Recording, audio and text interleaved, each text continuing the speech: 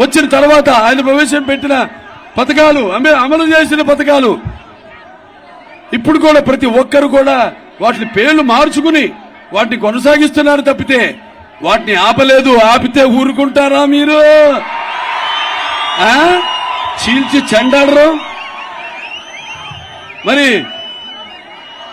అంటే ఎన్టీఆర్ అంటే పేదవాడి ఆకలి తెలిసిన అన్న ఆయనే, అలాగే జనం భవితకు భవిష్యత్తు వేసిన అమ్మాయినే, అలాగే ఆయనకి అండగా నిలిచిన ఆడవాళ్లకు, మహిళలకి, ఆడపడుచులకు ఆర్థిక స్వాతంత్రం ఇచ్చిన అన్న కూడా ఆయన ఎన్టీఆర్. ఆ తర్వాత నందమూరి తారక రామారావు గారి యొక్క మాతృ పుత్రికైన ఈ తెలుగుదేశాన్ని మన పూర్వ ముఖ్యమంత్రి నారా చంద్రబాబు నాయుడు గారు ఆయన భుజ స్కంధాల మీద మోసి అంతే క్రమశిక్షణతో పార్టీని ముందుకు తీసుకెళ్తున్నారు. మరి ఇప్పుడు ఇవాళ జగన్ ఏం చేశాడు? ఏమీ పీకలేదు. ఈ 3 సంవత్సరాలు, ఈ 5 సంవత్సరాలు, 3 సంవత్సరాలు రాజధాని అంటూ సమయం గడిపేశాడు.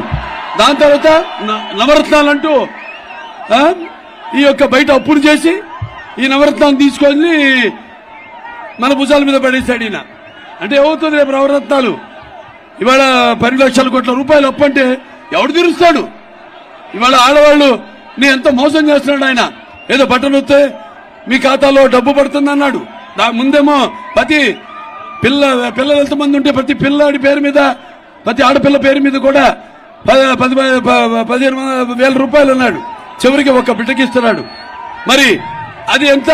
2,50,00,000 కోట్ల రూపాయలు. మరి మిగతా 10 లక్షల కోట్ల రూపాయలు ఏమైనట్టు మీరందరూ అడగాలి ఏమైందని. మాట తప్పనంటూ మంట పెట్టేశాడు రాష్ట్రానికి. అంటే మడమ తిప్పనంటూ మెడలు విరిచేస్తున్నాడు. అలాగే